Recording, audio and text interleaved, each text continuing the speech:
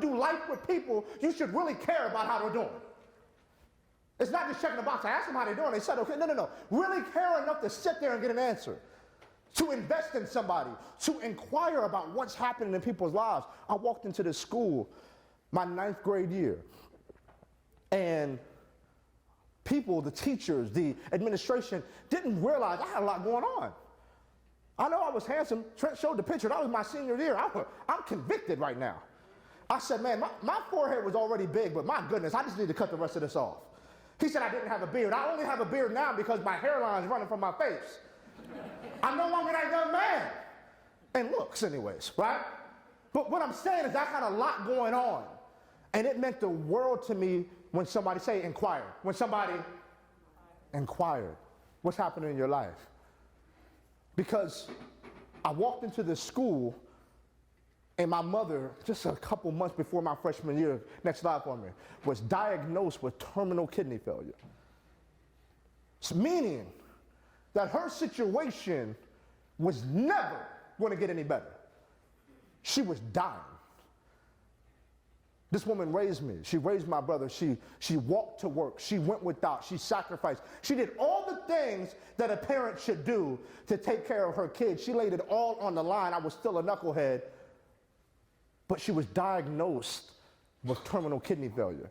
And we couldn't get on the donor list, which meant that my mom's life was coming to an end sooner rather than later.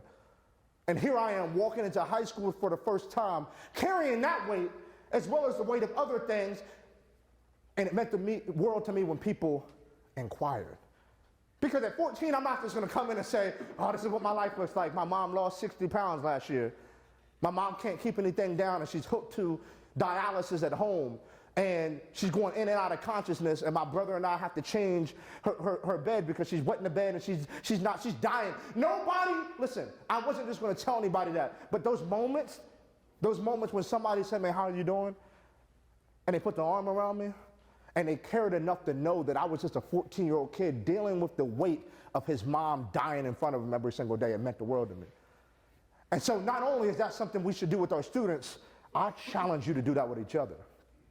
Because no one knows what a fellow teacher is going through like a fellow teacher. Like nobody understands the plight of what it means to be responsible for this many kids every single day except for you all. And so I hope that when you're hearing these principles that you're not just thinking about, okay, this is how I can use them with our students. No, this is how we can use these with each other. Because sometimes you just need a colleague to stick their head in your classroom and say, are you okay? Because you may not have told everybody that you're going through it with your kids, or that financially it's a little tough for you right now. But when someone closes the door and inquires, it's an opportunity for you not have to bear weight by yourself. Are we doing that enough? Are we loving each other? Are we inquiring about what's happening in each other's lives? I don't know. It's a game changer when you do.